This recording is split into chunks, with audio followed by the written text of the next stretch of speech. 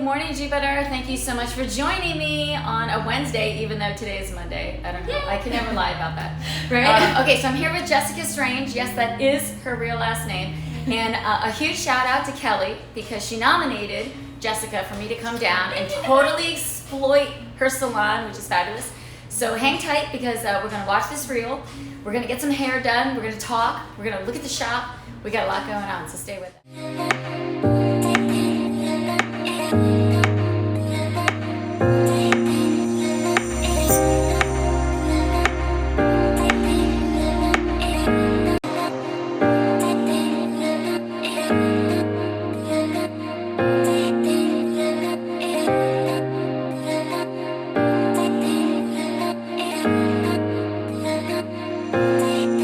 Okay, Jessica, so I just want you to give us a little play-by-play. We don't have to get crazy on exactly what we're going to be doing with this head.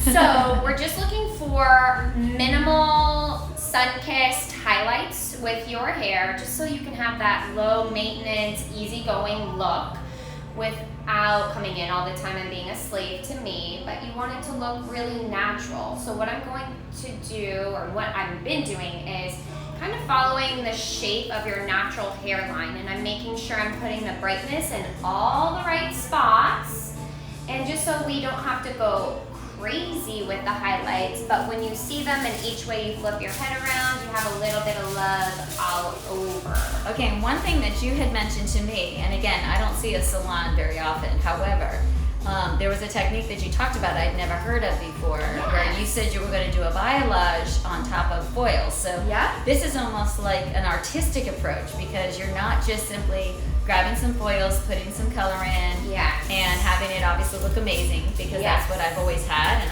I love that. But what you're saying is you take it a step further, and I think that's what a master colorist probably would do more so than an average person. Correct. Like you look at it differently, like a canvas almost. So you're not just doing foils, but just explain a little bit about how a balayage process works for anybody that doesn't know. Sure. So balayage is French. Balayage, I didn't even say Balayage is not a matrix product like balayage, but it is a technique and it's a way of sweeping the color on. So balayage is French for sweeping. So what you'll see me doing is I'm going to grab a planchette that looks like... So you're almost like painting it. You're going to paint something. I'm going to paint a fancy little planchette like an artist. And so I'm going to apply color on top of my planchette, and then I'm going to go in and see where the hair color speaks to me. You mentioned you really liked the bright pieces around the face, so what I'm going to do is... I mentioned I wanted her head. She wants my hair with her dark base. So we're gonna give her a little bit of an in-between so it's not a lot of maintenance. So I'm going to take some pieces around her face besides the foil. We need the foil because the foil will help conduct the heat to get her the brightness that she's looking for. So we did baby lights. And then on the same head, on the pieces that's left out, you can kind of see the dark and the light, but this will be what pulls it all together, are these pieces right here. And these are what I like to call the money piece. The money piece. That's that nice chunky highlight in the front that gives you that real brightness. That bold pop. So I'm going to take my planchette, I'm going to get a little bit of color on my clean brush, and I'm going to feather it in. And it's soft, so I'm not pushing the color all the way through. That's what's different, is it's just on the surface of the hair, mimicking like a childlike hair. So there's nothing on the underneath of this hair strand. It's only on the top, so you'll only see the white on the top. Very cool. Then it's with our new clay lightener. I work with L'Oreal as an educator, and I train the technology, advanced cutting, color, all kinds of techniques. Okay, so you can see what she's working with. I mean, that's pretty dark, so I'm kind of excited to see what she can do. Yay! And then this is what she's gonna do, and we'll just have to wait for the after. All right. Find her location because she's down here in, is this Lake Worth? West Palm. Not Lake Worth. So this is, wasn't even close. So this is West Palm. And you're not too far though from like 95, and what would be like the easiest way for them to get off? Right? I'm in between Southern and Forest Hill. Okay. Closer to Forest Hill off of Dixie, and the salon name is Strange Love Coiffure. Okay, Strange Love Coiffure. Coiffure. I'm gonna say it's the chemicals that you just put in my head. Exactly what was told to me. And this way I can brag a little bit on this girl, and she doesn't have to feel like she's got to brag on herself. But when Kelly reached out to me, Kelly had said, look, I mean, this is a woman that literally is like a rock star. I mean, a master colorist, you've got to be certified. There are only so many master colorists in the world, I know. So that in itself is a huge achievement. So just imagine being in your 30s, being a single mother, having all of these accomplishments behind you and really feeling like, I'm ready, I'm so gonna do this. And that's exactly what you did, only for a month later to be told, oh, I'm sorry, COVID, yeah, this whole dream you had, right, we're gonna have to put it on hold. So when Kelly reached out, her feeling was people need to know that Jessica exists. This shop is around. And finally, I think we're starting to see the light at the end of the tunnel. I think COVID has finally reached a point where we all feel safer. Everyone's getting vaccinated. So I want you to come down and I want you to visit. But I wanted you to know that that's exactly what we're trying to do. When you nominate someone like Kelly did, try to pick somebody that you're like, look, this person is a rock star at what they do. And they need the exposure because we're going to exploit these amazing souls. And in the process, we're going to do some amazing things. And amazing hair. Amazing hair. So, all right, so I've talked enough. I've blown her head up enough. She's blown up my head enough. So talk a little bit about what you had shared with me while we were doing it. And I'm not talking about the hairstyle. I want people to get to know Jessica. Okay. So when Dawn approached me after Kelly had tagged me to nominate me, of course, the first thing I do is check out who Dawn is, and I try to check out what her lifestyle is like. And that's really an important, essential thing that goes into having a consultation with somebody, because I am not as successful as a hairdresser unless you're happy and then your hair looks good in between your visits to me. I don't want you to be a slave to me. I want it to look good. But what I want people to relate to is you're a single mother, you're a business owner. Okay, that's Mother's Day's coming up. That's a rock star in itself to be able to say that you're doing all that. This entire establishment that she has is literally blood, sweat, and tears. Yep. And with the family on a Sunday, I'm going to give you some cold pizza and a beer, and let's just all have at it with the arts. But let's go back though to how did you even get into the business of wanting to do this? Because I thought it was very interesting how you said to me why you loved it. Yep. So I got into this industry mainly for the artistic value of it and just making people feel empowered when they walk out of the salon and when they're sitting in my chair, just bringing out the best of them that I could bring out, whether it's low maintenance or high maintenance, it didn't even matter, just making them feel empowered. And that's what helped me create this whole vision here. I wanted people to come in, feel comfortable, take a seat in my living room / salon, feel really welcome and let them know and remind them that no matter what they're going through, that they can get through this, and just to kind of keep on keeping on and to stay grounded and happy and, And like you said, I mean, to feel good on the outside, I mean, it's going to resonate inside. Of course. I don't know where I'm going, but I'm taking myself somewhere after my head looks this good.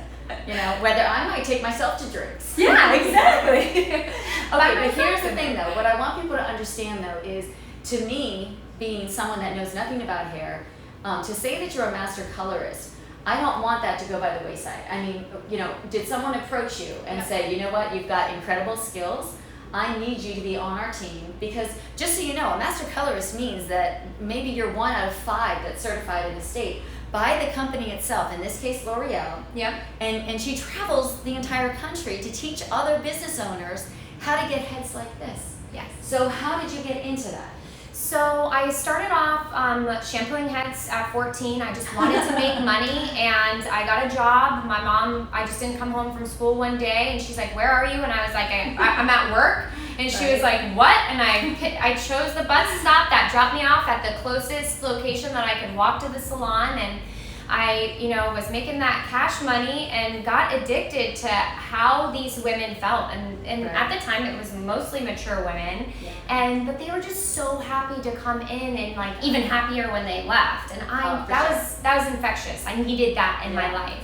Yeah. But moving forward, I was just like, you have to go to college, you have to do this. And, I was able to bring in my passion for making people feel good, not Right. from a medical perspective, Right. but And maybe a little aesthetics. bit therapeutic, but They get to tell all their stories in the chair. And we got to connect and just build a community of. But how do you go from building the community and washing heads to now I'm with L'Oreal as a master colorist? So with that same kind of like organic want to make people feel good, I just wanted to learn and really understand the company and the technology, bring out the college part of me, and I just dove in, and that's where L'Oreal Professional is awesome. They give me the technology and they gave me the education, and they came in and they were like, hey, we've noticed that you really know your stuff, and you really like seem to be able to explain it in such a layman's terms to your peers within your salon. How would you feel about educating? And I think that comes from what we talked about before. When you have a passion for something, it's almost like it just comes out organically. It's not even like you're having to try. And then people see that altruism in you and they're like, see, she's authentic. And that's what makes people feel like they can trust you, they want to be in your space, and they want to do things because you're not just out here trying to make money. Right. You're out here trying to empower women and try to change lives. Right. Through hair. And then educate you about it at the same time. So Right. I like to explain what I'm doing to people and why my method is behind my madness, because sometimes it takes a few times to get where you want to be. Exactly. Which we've got lots of video, so we'll be popping the video in so you can take a look at the process, because I'm kind of old school, being almost 50, and I'm used to just like a cap and some foils and call it a day. And as you'll see, there was some Reynolds wrap involved, there was saran wrap involved, there was some hand painting. And it was the first time I really looked at my head as like an art piece. I was like, she's treating my head like a canvas. It is a canvas. And I never looked at that way and before. that's I thought exactly that was very cool. what got me into it, was the love for the actual artistic hair and working with different fabrics. Not so much the fashion sense, but really from an artistic point of view, and just trying to get you to get happy with your hair the easiest way possible is always my goal. So so COVID shut me down. So you were like, yes, I was like, yes, found a new storefront spot, and then no. I had the pressure of putting everything together in a short span of 2 weeks. But it really was a testimony to my passion behind this, and it really 100%. made me feel like, is this what I'm supposed to be doing if the universe is telling me shut down? Like, maybe I made a bad decision, but with the relationships I built, people still came and followed me. I used to be in Wellington. I'm in East West Palm now. And because my characteristic of a hairdresser is like, if it's low maintenance, cool, let me help it look good longer, my clients don't have to worry about making that trek so many times a year, or it being in a spot that's not. You're not trying to across get the me to street. schedule for the 6 weeks out. No. So I found this location because I have another amazing women-owned business next door, Tammy Jo Lashes. I came in to visit. They were talking about starting a women empowering group. So I came in. This is my soul tribe. I was like, let me go check it out. And I was like, is that seriously a vacant spot next door? And I couldn't stop thinking about it for 3 days. And anybody that knows me, I was on it. I had a lease within a week, and then started going to town with the painting and my crazy ideas, and it was a lot of fun. Got to go thrift shopping and home goods shopping. We're gonna take a little tour around it so everybody can see what it's like. But it's just like when you and I were talking off camera, and I tell this to women that I personally coach, that you have an option. As Kyle C., someone that I follow, always says, you can say the words, so what, 2 different ways that can totally change your perception, how you feel about yourself. She could have looked at this situation with COVID and said, oh my God, so what? So what now? What do I do now? Oh my God, do I close the doors? What happens? So you can even hear that anxiety. So the anxiety creates that energy in your body to not even want to go forward because you're too scared to. But instead, she said, all right, so what? So what now?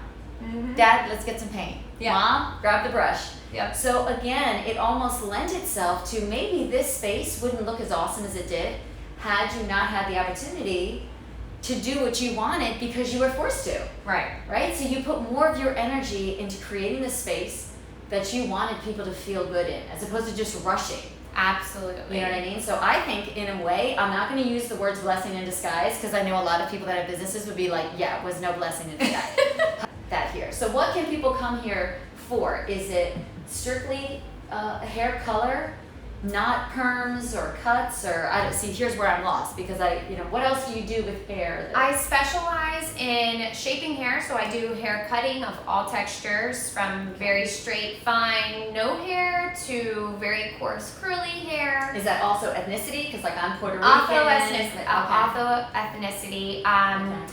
And so I specialize in dry cutting. So if I do your haircut, I'm probably going to do it before your color, and that way I can then paint the canvas that's the shape that we're looking for. I don't know about you, but she lost me at dry cutting.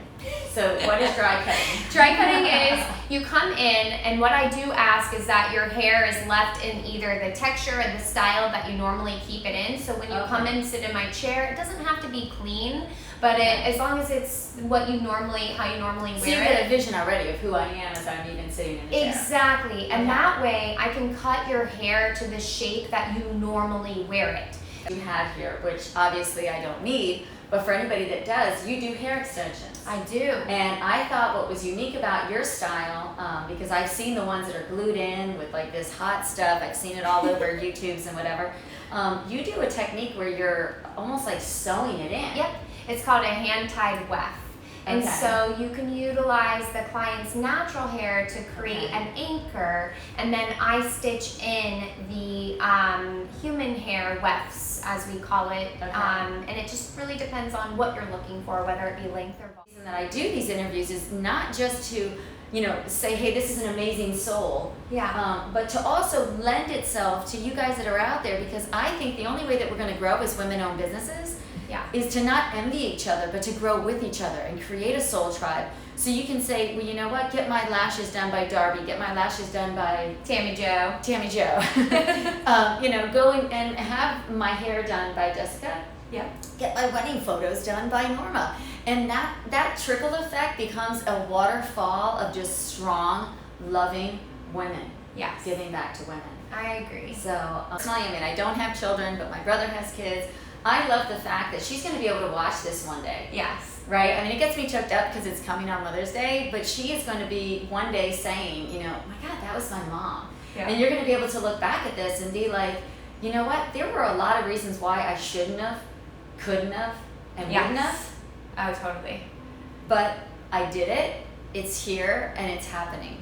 Yeah. So wake up every morning and just think about the thing that you thought maybe you couldn't do. And maybe today you'll have a reason why maybe I could. Because maybe I saw Jessica, a girl literally in her 30s with all of the stress behind her, now able to kind of blossom. Yeah. Because COVID is finally starting to open its doors and allow everybody outside. Yeah. And I think you're going to get a lot of people that are going to reach out just for this interview. We just have to get her to move closer to Jupiter. Because I know for me, I'm spoiled. I don't really go over the railroad tracks. Anybody that knows me. They're going to be like, Dawn, you drove all the way down there? Right? I had a good reason, though. Yes. Yes. All right, Jessica. Well, at the end of every show, I say besito. Okay. Right? I send love to my Spanish family. I do that for my pop who had passed. What is it something that you want people to remember you as when you end the show? So think about it. And on 3 is when I say besito, you say whatever you want, because that's your mark. Okay. And it's so funny because I love to look back at these then and see all the different things that people did. No pressure. Garrett said, rock out.